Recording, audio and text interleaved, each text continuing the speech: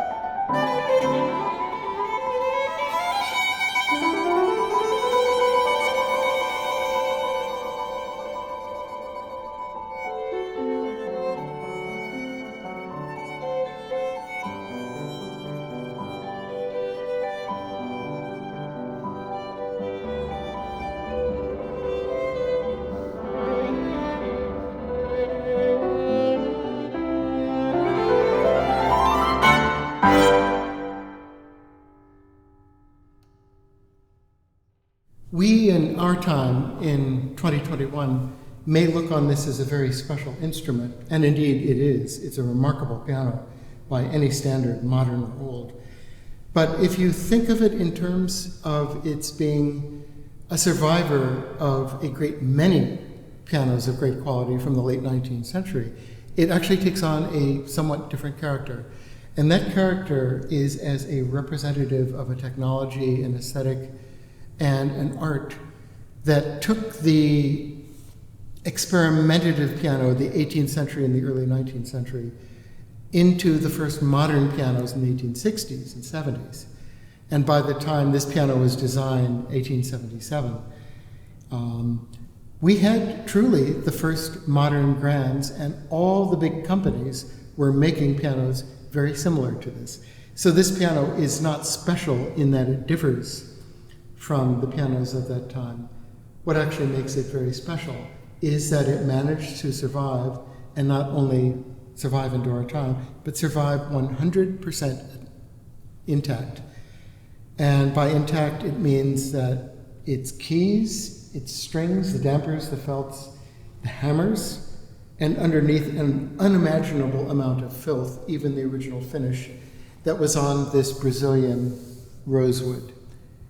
Almost the last year it was possible to get Brazilian rosewood, after which world supplies of that wood ceased to exist. They were gone. And in April of 1886, it was shipped from the manufactory on Tremont Street in Boston, Chickering and Sons, to their New York City showroom. And what detective work we've been able to do tells us that it probably left almost immediately for Hancock, New Hampshire, where it sat in the First Congregational Church there for a little over 100 years. And a bit of detective work discovered something very strange and quite wonderful. All the companies, especially Chickering, sent a partially finished instrument off to the showroom. The instrument was then bought, and typically, if you were a church, a concert hall, a musician, an individual, you would then have it voiced to your taste. But for some reason, it appears to have left Chickering, the Chickering shop in New York, and gone up to New Hampshire without being finished voiced. So what we had was a bit of a time capsule of an instrument in its first rough shape. And that's how it survived into the late 1990s. At this point, the church, who had not used the instrument for 100 years, they'd stored it, called up a gentleman named Gene Rowe in Fitchburg, Massachusetts, and said, "Mr. Rowe, we have a huge piano. How much do we have to pay you to haul it away?" He said, "How big is it?" There was a little bit of a pause, and they said, "Well, we can't quite see the end of it." I guess they had a lot of boxes on it. But they realized that it was quite a gigantic instrument. And he said, "Oh, by the way, does it have a name?" "Oh." They opened it up and said, "Chickering." And he said, "I'll be right up there."